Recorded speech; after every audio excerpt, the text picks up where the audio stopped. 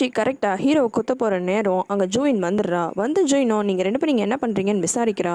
Hero உடனே சமாளிக்கிறான். இல்ல நான் தான் அவனை கூப்பிட்டுருந்தேன். நான் போனதுக்கப்புறமா இந்த மேன்ஷனை யாருன்னா பாத்துக்கணும்ல, அது விஷயமா தான் பேசிட்டு இருந்தோம்னு சொல்றான். ஆனா டோஷிக்கு அப்படிலாம் ஒன்றும் கிடையாது. நான் தான் அவனை கூப்பிட்டேன். இவனால் தானே உனக்கு பிரச்சனை, அதனால தான் இவனை இங்கேருந்து போக சொன்னன்ட்டு உண்மையை சொல்லிடுறான். உடனே ஜூயினும் ஹீரோவை ப்ரொடெக்ட் பண்ணுறா. நீ நினைக்கிற மாதிரிலாம் ஒன்றும் கிடையாது, இவன் மேலே எந்த தப்பும் கிடையாது, நீ எதனா தப்பாக புரிஞ்சிட்டு இருக்க, இன்னுமே உனக்கு டைம் வரும்போது எல்லாமே புரியும்னு சொல்லிடுறா. டோஷிக்கும் கோமா கிளம்பிடுறான். ஹேவனுக்கு கால் பண்ணி மான்வியும் ஹீரோ சீக்கிரமாக செத்துருவான்ற விஷயத்த சொல்லிடுறான். அந்த பட்ஜெட் ஷாப் லேடி இன்னுமே பிடிவாதமாக தான் இருக்கா. அந்த டெய்லர் ஷாப் போனரும் நீ ரொம்ப போய் வேலைலாம் பண்ணிடாத, அந்த வேம்பயர் எதனா பண்ணிட போகுதுன்னு பயமுறுத்திட்டு இருக்கான். அந்த நேரமாக பார்த்து ஹீரோவும் அங்கே போயிட்டு நான் சீக்கிரமாக இந்த மேன்ஷனை விட்டு வெளியில் போயிட போகிறேன், அதனால தேவையில்லாமல் மற்றவங்களுக்குலாம் நீங்கள் பிரச்சனை பண்ணாதீங்க. ரிட்டர்ன் ஆகும்போது மேன்ஷனுக்கு வெளியில் ஹேவனோட காரை பார்க்குறான். ஹேவன் அந்த கொஞ்சம் கேப்லேயே மேன்ஷனுக்குள்ளே வந்து ஹீரோவை தேடிட்டே இருக்கா. ஜூயினுக்கும் கோவம் வந்துடுது. என்னதான் உனக்கு பிரச்சனை, அவன் வீட்டில் இல்லை, வெளியில் போ தயவு செஞ்சுன்னு கத்திடுறா. மான்வி ஜூயினோட ரத்தத்தை குடிக்கணும் ஹீரோன்ற விஷயத்த கூட சொல்லி வச்சிருக்கான். அதனால ஏன் இவ்வளோ நீ செல்ஃபிஷாக இருக்க, நீ இருக்கிறதுனால தான் ஹீரோக்கு இவ்வளோ பிரச்சனையும், நீ பேசாமல் போயிட இங்க இருந்துன்னு கோவத்தில் கத்துறா.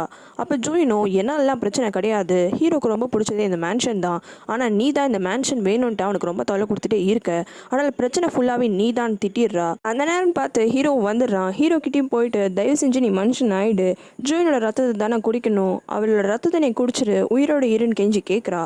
ஆனால் ஹீரோ எந்த பதிலும் சொல்லாமல் வெறும் சிரிப்பாலேயே அவளுக்கு எல்லா விஷயத்தையும் புரிய வச்சிடறான். ஹீரோ தான் வேம்பயர்ன்ற விஷயத்த அந்த ஏரியா ஃபுல்லாகவே பரப்பி விட்டது ஹேவன்ன்ற விஷயம் டோஷிக்கு தெரிய வருது. உடனே போயிட்டு அவனும் ஹேவனை மீட் பண்ணுறான். ரெண்டு பேருக்கும் எப்பயும் போல சண்டை நடக்குது. இவங்க ரெண்டு பேரும் இப்படி சண்டை போட்டுட்டு இருக்கும் போது அந்த இடத்துக்கு மான்வி வரான். மான்வி வந்தோடனே ஹேவனுக்கு கோவம் வந்துடுது. நாங்கள் ரெண்டு பேரும் தான் பேசிட்டு இருக்கோம்ல, முதல்ல இந்த இடத்த விட்டு வெளியில் போன்னு கத்துறா. ஆனால் மான்வி இவங்க ரெண்டு பேர் மேலே ரொம்ப கோவத்தில் இருக்கான். இவ்வளோ வருஷமா அவன் நிம்மதியாக இருந்தான். எப்போ அவன் ஹீரோவை மீட் பண்ணணும் அப்போ தான் அவனுக்கு ஒரே பிரச்சனையாக போயிட்டுருக்கு. அவன் ஹீரோவை மீட் பண்ணதுக்கான காரணம் இவங்க ரெண்டு பேரும் தான். ஹேவனு மேன்ஷன் வேணும்னு கேட்டா, அதே மாதிரி டோஷிக்கும் ஹீரோட ரத்தம் வேணும்னு கேட்டான். இந்த எல்லா விஷயத்தையும் ரெண்டு பேர்கிட்டையும் மாற்றி மாற்றி போட்டு கொடுத்துட்றான். அதுக்கப்புறமா அவனுக்கு இருந்த கோவத்தில் வேம்பையர் மோடுக்கு வந்துடுறான். ஹேவனுக்கு இவ்வளோ நாளா மான்வி ஒரு வேம்பையர்னு தெரியாது. அது தெரிஞ்ச உடனே அவன் ரொம்பவே பயந்துடுறா. இவனும் டோஷிக்கை பயமுறுத்துறான். அதுக்கப்புறமா ஒரு லிமிட் மேலே தாண்டி ஹேவனோட கழுத்தையை நெரிச்சிடுறான். டோஷிக்கு என்ன பண்ணுறதுன்னு தெரியல.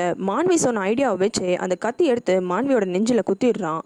உடனே மான்வியும் துருத்துரிச்சு அப்படியே காத்தோட காத்தா மறைஞ்சு போயிடுறான். ஹேவனால இந்த எந்த விஷயத்தையும் நம்பவே முடியல, ரொம்ப பயந்து போயிடுறா.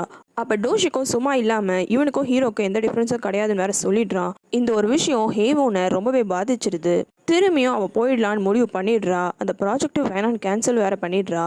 கிளம்புறதுக்கு முன்னாடி ஹீரோவை கூப்பிட்டு பேசுகிறா. பேசும்போது நான் திரும்பியுமே ஸ்டேட்ஸ்க்கு போகிறேன், நான் மூவ் ஆன் ஆக பார்க்குறேன், அதுக்கப்புறமா கடைசியாக உனக்கு ஒரு கிஃப்ட் இருக்குன்னு ஒரு விஷயத்த சொல்கிறா. அதாவது டோஷிக்கு ரத்தம் வேணுமா, அந்த ரத்தம் இருந்தால் தான் அவனால் அவனோட சாபத்தை போக்க முடியுமா, ஆனால் தான் அவன் ரத்தத்துக்காக அவன் பின்னாடியே சுற்றிட்டு இருக்கான், அதனால் எதுக்கும் நீ பார்த்து பத்திரமா இருன்னு சொல்கிறா. இப்போ தான் ஹீரோக்கு எல்லா விஷயமும் புரியுது. அவன் அதே கையோட டோஷிக்கோட ஆஃபீஸ்க்கு போய் டோஷிக்கையும் மீட் பண்ணி பேசுகிறான். ஹேவனை ப்ராஜெக்டை கேன்சல் பண்ணிட்டான்ற விஷயம் தெரிஞ்சோடனே பட்ஜெட் லேடி இன்னுமே கோவம் ஆயிடுறா. அப்போ கரெக்டாக அங்கே வந்து ஜூயினோட அப்பாவும் ஹீரோவை பற்றி தப்பாக நினைக்காதீங்க, அவன் தான் என்னோட உயிரை காப்பாற்றினான், அன்னைக்கு நீங்கள் சண்டை போட்டதை பார்த்தது கூட என் பொண்ணோட உயிரை காப்பாற்றினதான்னு எல்லா விஷயத்தையும் சொல்கிறான். அப்புறமா தான் அவங்க ரெண்டு பேரும் ஹீரோ நல்லவன்றதை புரிஞ்சுக்கிறாங்க. ஜூயினை அவள் லவ் பண்ணுற பையன் கூட இந்த விஷயம்லாம் பண்ணணும்னு நிறையவே பக்கெட் லிஸ்ட்டில் வச்சுருக்கா. ஹீரோக்கு இந்த விஷயம் தெரிஞ்ச உடனே கண்டிப்பாக ஜூயினுக்காக இது எல்லாத்தையும் நம்ம பண்ணணும்னு முடிவு பண்ணிடுறான். அதனால ஒரு ட்ரிப் போகலான்னு பிளான் பண்ணுறான். அந்த ட்ரிப் போகிறதுக்கு முன்னாடி ஹீரோ அவன் கிட்ட இருக்கிற எல்லா பொருளையுமே லீக்கும் பார்க்கும் கொடுத்துட்றான். அதுக்கப்புறமா கேட்மேனையும் மீட் பண்ணி பேசுகிறான். ஜூயினோட ஆசைக்காக ஒரு ஃபுல் டே பீச்சில் ரெண்டு பேரும் ரொம்பவே சந்தோஷமாக டைம் ஸ்பெண்ட் பண்ணுறாங்க. சன்செட் கிட்ட ஆயிடுது. ரெண்டு பேரும் அவங்க மனசு விட்டு நிறைய விஷயத்த ஷேர் பண்ணிக்கிறாங்க. நல்லா போயிட்டு இருக்கும் போது திடீர்னு ஹீரோக்கு உடம்பு முடியாமல் போயிடுது. அதுக்கப்புறமா ரூம்க்கு கூட்டிகிட்டு வந்து ஜூயின் படுக்க வச்சிடுறா. ஹீரோ இப்படி மோசமாக படுத்துட்டு இருக்கிறத பார்த்தோன்னே அவளுக்கு மனசு தாங்கலை. அதனால அவளோட ரத்தம் கொஞ்சம் ஹீரோக்கு கொடுக்குறா. ஹீரோவும் அந்த ரத்தத்தை குடித்த உடனே அவனுக்கு எல்லா பழைய மெமரிஸும் ஞாபகத்துக்கு வருது. அவனும் கன்ஃபார்ம் பண்ணிடுறான், கண்டிப்பாக ஹேசனோட மறுபிறவி ஜூயின் தான். நைட் ஆயிடுது. ஜூயினும் நல்லா தூங்கிட்டு இருக்கா. ஹீரோவும் அவளை எழுப்பாமல் டிஸ்டர்ப் பண்ணாமல் கெஸ்ட் ஹவுஸை விட்டு வெளியில் வந்துடுறான். கொஞ்சம் தூரம் நடந்து வந்து ஒரு கல் மேலே நிற்கிறான். பார்த்தா அந்த இடத்துல டோஷிக் வெயிட் பண்ணிட்டு இருக்கான். இவன் அன்னைக்கு டோஷிக்கோட ஆஃபீஸ்க்கு போயிருக்கும் போது எப்படியும் நான் சாக தான் போகிறேன், என்னோட ரத்தம் உனக்கு தேவைப்படுது நான் கேள்விப்பட்டேன், நான் சாகுற டைம் வந்து நீ கத்தியால் குத்தி அந்த ரத்தத்தை நீ எடுத்துக்கோ, உன்னோட சாபமும் போயிடும்னு கூப்பிட்டுருப்பான். அதனால தான் டோஷிக்கு அங்கே வரான். இத்தனை நாளா ஹீரோ ஒரு மோசமான வேம்பையர்னு டோஷிக் நினச்சிட்டு இருப்பான். ஆனால் இப்போ தான் அவனுக்கு புரியுது ஜூயின் சொன்ன விஷயம் எல்லாமே கரெக்டு. இவங்க ரெண்டு பேரும் இப்படி பேசிட்டு இருக்கும் போது சந்திரகிரகணம் ஆரம்பிச்சிடுது. டோஷிக்கும் அந்த கத்தியை எடுத்து ஹீரோவை குத்த வரான். கரெக்டாக அந்த நேரத்துக்கு ஜூயின் வந்துடுறா. என்ன பண்ணிட்டு இருக்கீங்க ரெண்டு பேரும் திரும்பியும் கத்துறா. ஜோயின் வந்தா எல்லா காரியமும் போயிடும்னு ஹீரோக்கு தெரியும். அதனால அவனே அந்த கத்தியை எடுத்து குத்திக்கிறான். அதே இடத்துல விழுந்துடுறான். உடனே ஜூயினும் என்ன ஆச்சுன்னு கிட்ட போய் பார்க்குறா. அப்போ ஹீரோ நீ கவலைப்படாத, திரும்பி நம்ம ரெண்டு பேரும் மீட் பண்ணலாம், ஆனால் இந்த வாட்டி நான் தான் அவனை கண்டுபிடிப்பேன்னு சொல்லிட்டு அவளோட மடியிலேயே அப்படியே இறந்து போயிடுறான். ஆனால் ஹீரோ மான்வி மாதிரி காத்தோட காத்தா மறைஞ்சு போயிடல, ஒரு மனுஷனா இறந்து போயிடுறான். ஜூயினால் இதை தாங்கிக்கவே முடியல. அடுத்த நாள் ஜூயினோட அப்பா, அப்புறமா லீ, பார்க், ரோஸ் இவங்க எல்லாரும் சேர்ந்து ஹீரோக்கான இறுதி அஞ்சலி பண்ணுறாங்க. அப்போ மேன்ஷனுக்கு கேட்மேன் வரான். வந்த கேட்மேனும் ஹீரோ உனக்காக ஒரு கிஃப்ட் விட்டுட்டு போயிருக்கான்னு கொடுக்குறான். இவ்வளோ அது என்னன்னு ஓப்பன் பண்ணி பார்த்தா உள்ள ஃபுல்லாகவே அந்த கோல்டு பாராக இருக்குது. இப்போ தான் தெரிய வருது இந்த ஏரியாவை ரீடெவலப்மெண்ட் பண்ணலான்னு பேசிகிட்டு இருக்கும் போது கேட்மேனுக்கு பயம் வந்துடுது. ஒருவேளை இந்த கோல்டு பார் யாருன்னா திருடிடுவாங்கன்னு. அதனால் அவன் தான் அந்த கோல்டு பார் எடுத்துகிட்டு போயிருப்பான்.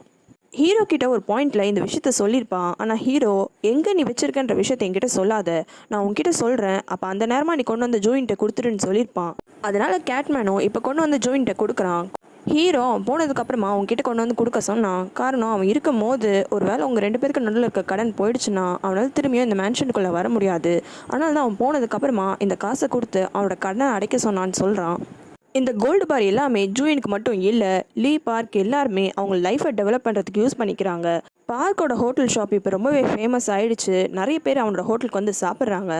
டோஷிக்கு ஹார்ட்டில் ப்ராப்ளம் இருக்கிற இன்னும் நிறைய குழந்தைங்களுக்கு நிறைய காசு கொடுத்து ஹெல்ப் பண்ணுறான். ஜூயினோட கெஸ்ட் ஹவுஸும் ரொம்ப நல்லாவே டெவலப் ஆகிடுது. நிறைய பேர் கெஸ்ட் ஹவுஸ்க்கு வந்து தங்குறாங்க. அதே மாதிரி ஹீரோ இருக்கும் போது எப்படி வீக்கெண்டான பார்ட்டிங்கெல்லாம் நடக்குமோ அதே மாதிரி ஜூயினும் நடத்துகிறா. அந்த ஏரியாவில் இருக்கவங்க எல்லாருமே அந்த பார்ட்டிலாம் வந்து அட்டன் பண்ணுறாங்க. எல்லாரும் பார்ட்டி அட்டன் பண்ணிட்டு இருக்கும் போது இவ கீழே ஹீரோவோட பேஸ்மெண்ட்டுக்கு போய் ஹீரோவை பற்றி கொஞ்ச நேரம் நினச்சி பார்க்குறான். ஹீரோவை நினச்சி பார்த்துட்டு திரும்பி மேலே வந்து பார்த்தா ஹீரோ எப்பயும் போல அவனோட இடத்துல இருந்து சிரிச்சிட்டு இருக்கான்.